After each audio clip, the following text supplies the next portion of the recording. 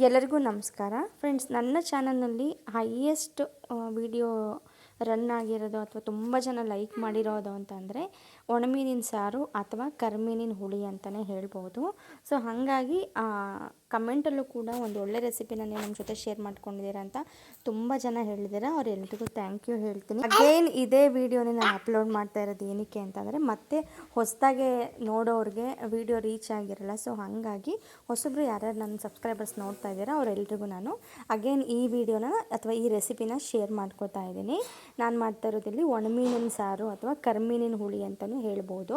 ಇದು ಆರೋಗ್ಯಕ್ಕೆ ತುಂಬಾ ಒಳ್ಳೆಯದು. ಹಾಗೆಯೇ ದೊಡ್ಡವರು ಚಿಕ್ಕವರು ಅಂತೆಲ್ಲ ಪ್ರತಿಯೊಬ್ಬರಿಗೂ ಒಳ ಜ್ವರ ಇದ್ದರೆ ಅಥವಾ ಈ ಮಳೆಗಾಲದಲ್ಲಿ ಶೀತ ಕೆಮ್ಮು ಇರೋರಿಗೆ ಇದು ಬೆಸ್ಟ್ ಮೆಡಿಸನ್ ಅಂತಲೇ ಹೇಳ್ಬೋದು. ಯಾರೆಲ್ಲ ನನ್ನ ಚಾನಲ್ ನೋಡ್ತಾರೆ ದಯವಿಟ್ಟು ಸಬ್ಸ್ಕ್ರೈಬ್ ಮಾಡ್ಕೊಳ್ಳಿ. ಇನ್ನೂ ಆದಷ್ಟನ್ನು ಒಳ್ಳೆ ರೆಸಿಪಿನ ಹೆಲ್ತಿ ರೆಸಿಪಿನ ಹಾಕೋದಕ್ಕೆ ಶೇರ್ ಮಾಡ್ತೀನಿ. ಇಲ್ಲಿ ಸಬ್ಸ್ಕ್ರೈಬ್ ಅಂತ ಇರುತ್ತೆ, ಸಬ್ಸ್ಕ್ರೈಬ್ ಬೆಲ್ನ ನೀವು ಬಟನ್ ಪ್ರೆಸ್ ಮಾಡಿದ್ರೆ ನೀವು ಸಬ್ಸ್ಕ್ರೈಬ್ ಆಗ್ತೀರಾ. ನೋಡಿ, ಇವಾಗ ನಾನು ಒಣಮೀನನ್ನು ಇಲ್ಲಿ ನೀಟಾಗಿ ಒಂದು ಬಾಣಲೆಯಲ್ಲಿ ಹುರ್ಕೋತಾ ಇದ್ದೀನಿ. ಈ ಮೀನು ಬಂದು ಎಲ್ಲವೂ ಸ್ವಲ್ಪ ಬಿಸಿ ಆಗಬೇಕು. ನಾವು ಕೈಯಲ್ಲಿ ಮುಟ್ಟೋ ಅಷ್ಟು ಬಿಸಿ ಆಗಬೇಕು. ನೀವು ಪ್ರತಿಯೊಬ್ಬರು ಕೂಡ ಒಣಮೀನು ಕರಿಮೀನು ಸಾರು ಮಾಡೋರು ನೀವು ಮೀನನ್ನು ಹುರ್ಕೊಂಡು ನೀಟಾಗಿ ತೊಳೆದು ಮಾಡಿದ್ರೆ ಮಾತ್ರ ನಿಮಗೆ ಒಣಮೀನು ಸಾರು ಚೆನ್ನಾಗಿ ಬರುತ್ತೆ. ನೀವು ತೊಳೆದೇ ಡೈರೆಕ್ಟಾಗಿ ಹಾಗೆ ಹಾಕ್ಬಿಟ್ರೆ ಯಾರೂ ಕೂಡ ಊಟ ಮಾಡೋಕ್ಕೆ ಸಾಧ್ಯನೇ ಇರಲ್ಲ. ಸೊ ಅಷ್ಟು ಕೈ ಬಂದ್ಬಿಡುತ್ತೆ ಸಾಂಬಾರು, ಹಾಗೆಯೇ ಕಲ್ಲು ಮಣ್ಣು ಸೇರ್ಕೊಬಿಡುತ್ತೆ. ಸೊ ಹಾಗಾಗಿ ನಾನು ಹೇಳಿದ ರೀತಿಯಲ್ಲಿ ಮೀನು ನಮ್ಮ ಕೈಯಲ್ಲಿ ಮುಟ್ಟಿದ್ರೆ ಬಿಸಿಯಾಗಿರಬೇಕು, ಅಷ್ಟಿದ್ರೆ ಸಾಕು. ಈಗ ಸ್ಟವ್ ಆಫ್ ಮಾಡಿಕೊಂಡು ಮೀನು ಮುಳುಗೋ ಅಷ್ಟು ನೀರನ್ನು ಹಾಕಿ ಒಂದು 10 ನಿಮಿಷ ನೆನೆಸ್ಬೇಕು ಬಿಟ್ಬಿಡಿ. ಒಂದು 10 ನಿಮಿಷ ನೆನೆಸಿದ ಮೇಲೆ ನೀವು ಈ ರೀತಿ ನೋಡಿ ಅದರಲ್ಲಿರೋವಂತಹ ಗಲೀಜು ಕಲ್ಲು ಮಣ್ಣು ಎಲ್ಲವೂ ಕೂಡ ನೀರಲ್ಲಿ ಬಿಟ್ಕೊಂಡಿರುತ್ತೆ. ತಣ್ಣೀರೇ ಹಾಕ್ಕೊಳ್ಳಿ ನೀವು, ಬಿಸಿನೀರೇನು ಬೇಡ. ಮೀನು ಬಿಸಿ ಇರೋದ್ರಿಂದ ನಮಗೆ ಬೇಗನೆ ಅದು ಕಸ ಗಲೀಜೆಲ್ಲ ಬಿಡೋಕ್ಕೆ ನಮಗೆ ಹೆಲ್ಪ್ ಆಗುತ್ತೆ. ಈ ಮೀನನ್ನು ನೀವು ಏನಿಲ್ಲ ಅಂದರೂ 5ರಿಂದ 6 ಸರಿನಾದ್ರು ಚೆನ್ನಾಗಿ ತೊಳ್ಕೊಬೇಕು. ಚೆನ್ನಾಗಿ ತೊಳೆದ ನಂತರ ನೀವು ಸಾಂಬಾರ್ಗೆ ಹಾಕ್ಕೊಳ್ಳೋಕ್ಕೆ ರೆಡಿ ಇರುತ್ತೆ. ನೀವು ಡೈರೆಕ್ಟಾಗಿ ಮಾತ್ರ ಯಾವತ್ತೂ ಹಾಕೋಕ್ಕೆ ಹೋಗ್ಬಿಡಿ. ಕೆಲವರಿಗೆ ತಲೆ ಬುರುಡೆ ಇಷ್ಟ ಇರಲ್ಲ ಮೀನಿಂದು. ಸೊ ತಲೆ ಬುರುಡೆ ಬೇಡ ಅನ್ನೋರು ತಲೆ ಬುರುಡೆನ ತೆಗೆದು ಹಾಕೋಬಹುದು. ನಾನಿಲ್ಲಿ ತೆಗಿತಾ ಇಲ್ಲ, ಹಾಗೇ ಹಾಕ್ತಾಯಿದ್ದೀನಿ. ಕೆಲವೊಂದು ಈ ಥರ ತೊಳೆಯುವಾಗ ಬಿಟ್ಕೊಬಿಡುತ್ತೆ, ಏನೂ ಮಾಡೋಕ್ಕಾಗಲ್ಲ. ಅವಾಗ ಚೆಲ್ಬಿಡ್ತೀನಿ ನೀರನ್ನ.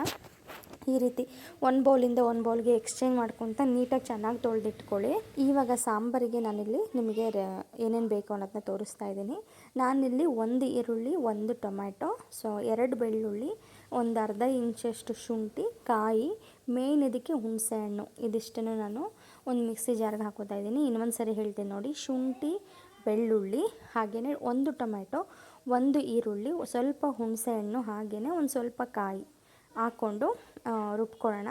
ಇದಕ್ಕೆ ಖಾರ ಬಂದು ಸ್ಪೈಸಸ್ ಬಂದು ಧನಿಯಾ ಪೌಡರ್ 1 ಸ್ಪೂನ್ ಹಾಕೋತಾ ಇದ್ದೀನಿ. ಹಾಗೆಯೇ ಚಿಲ್ಲಿ ಪೌಡರು 1.5 ಸ್ಪೂನ್ ಹಾಕೋತಾ ಇದ್ದೀನಿ. ಖಾರಕ್ಕೆ ತಕ್ಕಂಗೆ ನೀವು ಕೂಡ ಎಷ್ಟು ಬೇಕೋ ಅಷ್ಟು ಹಾಕೋಬಹುದು. ನಾನಿಲ್ಲಿ ಒಂದು 3 ಜನ ಊಟ ಮಾಡೋಷ್ಟು ಸಾಂಬಾರು ಮಾಡ್ತಾಯಿದ್ದೀನಿ. ಸೊ ಹಾಗಾಗಿ ಈಗ ನೋಡಿ, ಇದಕ್ಕೆ ಸಾಂಬಾರು ಪುಡಿ ನಾವೇನು ಮನೇಲಿ ಮಾಡ್ಕೊಂಡಿರ್ತೀವಲ್ಲ, ಸೊ ಅದನ್ನು ಹಾಕಿ ನೈಸ್ ಪೇಸ್ಟ್ ಮಾಡ್ಕೊಳ್ಳಿ. ನೈಸಾಗಿರಬೇಕು, ಫೈನ್ ಪೇಸ್ಟ್ ಆಗಿರಬೇಕು. ಇವಾಗ ಒಂದು ಪಾತ್ರೆಗೆ ನಾನು ಒಗ್ಗರಣೆಗೆ ಇಟ್ಕೋತಾ ಇದ್ದೀನಿ. ಒಂದು 2ರಿಂದ 3 ಸ್ಪೂನಷ್ಟು ಎಣ್ಣೆ ಹಾಕ್ಕೊಂಡು ಸಾಸಿವೆ ಜೀರಿಗೆ ಒಗ್ಗರಣೆ ಕೊಟ್ಕೋಬೇಕು. ಕರಿಬೇವಿದ್ರೆ ಕೂಡ ನೀವು ಹಾಕೋಬಹುದು. ನಾನು ಕರಿಬೇವನ್ನ ಸ್ಕಿಪ್ ಮಾಡಿದ್ದೀನಿ. ಒಗ್ಗರಣೆಗೆ ಒಂದು ಈರುಳ್ಳಿನ ಉದ್ದುದ್ದಾಗಿ ಹೆಚ್ಚಿಟ್ಕೊಂಡಿರೋದನ್ನ ಈರುಳ್ಳಿ ಸೇರಿಸ್ಕೊಂಡು ಚೆನ್ನಾಗಿ ಫ್ರೈ ಮಾಡ್ಕೊಳ್ಳಿ. ನೀವು ಈ ರೀತಿ ಒಂದು ಸರಿ ರೆಸಿಪಿ ಟ್ರೈ ಮಾಡಿ ನೋಡಿ. ತುಂಬಾ ನಮಗೆ ಆರೋಗ್ಯಕ್ಕೆ ಬೆನಿಫಿಟ್ಸ್ ಇರುವಂತಹದ್ದು ಒಣಮೀನಿನ ಸಾರು.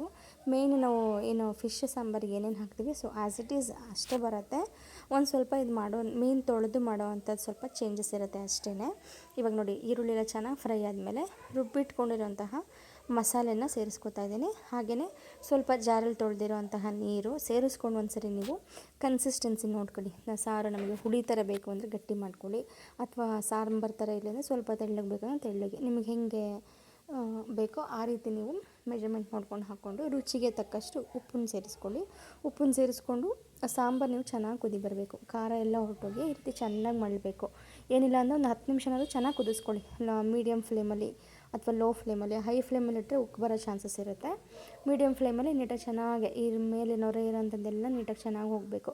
ಅಲ್ಲಿವರೆಗೂ ಕುದಿಸ್ಕೊಂಡು ಒಂದ್ಸರಿ ನೀವು ಉಪ್ಪು ಖಾರ ಹುಳಿ ಒಂದ್ಸರಿ ಟೆಸ್ಟ್ ಮಾಡ್ಕೊಳ್ಳಿ. ಉಪ್ಪು ಹುಳಿ ಖಾರ ಎಲ್ಲ ಕರೆಕ್ಟ್ ಇದೆ ಅಂದರೆ ನೀವು ಈಗ ಮೀನು ಹಾಕೋಬೋದು. ಒಂದು 10 ನಿಮಿಷ ಆದಮೇಲೆ ನೋಡಿ, ಈ ರೀತಿ ಮೀನನ್ನು ತೊಳೆದು ನೀಟಾಗಿ ಎತ್ತಿಟ್ಕೊಂಡಿದ್ವಲ್ಲ ಆ ಮೀನನ್ನು ಸೇರಿಸ್ಕೊಂಡು ಚೆನ್ನಾಗಿ ಒಂದು 2 ನಿಮಿಷ ಕುದಿಸ್ಕೊಳ್ಳಿ ಸಾಕು. ಮೀನು ಬೇಗನೆ ಬೆಂದೋಗಿಬಿಡತ್ತೆ.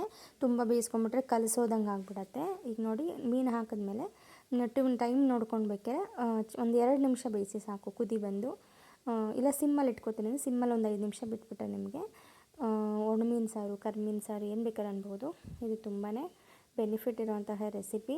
ನನ್ನ ಚಾನಲಲ್ಲಿ ತುಂಬಾ ಇದು ವ್ಯೂವ್ಸ್ ಹೋಗಿರೋಂಥದ್ದು, ಹಾಗೆ ತುಂಬ ಜನ ನೋಡಿ ಲೈಕ್ ಮಾಡಿರೋ ಅಂಥದ್ದು ವಿಡಿಯೋ. ಸೊ ಹಾಗಾಗಿ ಇತ್ತೀಚಿನ ಸಬ್ಸ್ಕ್ರೈಬರ್ಸ್ಗಳಿಗೆ ಗೊತ್ತಿರಲ್ಲ ಅಥವಾ ವಿಡಿಯೋ ರೀಚ್ ಆಗಿರಲ್ಲ ಅನ್ನೋ ಕಾರಣಕ್ಕೆ ನಾನು ಮತ್ತೆ ಇದನ್ನು ರೆಸಿಪಿ ಮಾಡಿ ಶೂಟ್ ಮಾಡಿ ನಿಮ್ಮ ಜೊತೆ ಶೇರ್ ಮಾಡ್ಕೋತಾ ಇದ್ದೀನಿ. ಐ ಹೋಪ್ ನಿಮಗೆಲ್ರಿಗೂ ಇಷ್ಟ ಆಗಿದೆ ಅನ್ಕೋತೀನಿ.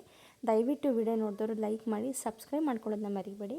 ಸಬ್ಸ್ಕ್ರೈಬ್ ಮಾಡ್ಕೊಂಡು ನೋಡಿ, ನಾನು ಇನ್ನೂ ಒಳ್ಳೆ ವೀಡಿಯೋಸ್ಗಳನ್ನ ನನ್ನ ಚಾನಲಲ್ಲಿ ಹಾಕಿದ್ದೀನಿ, ಇನ್ನೂ ಮುಂದಕ್ಕೆ ಹಾಕ್ತಾ ಇರ್ತೀನಿ. ಸಬ್ಸ್ಕ್ರೈಬ್ ಮಾಡ್ಕೊಂಡು ನೋಡಿ ಅಂತ ಕೇಳ್ಕೊತೀನಿ. Thank you.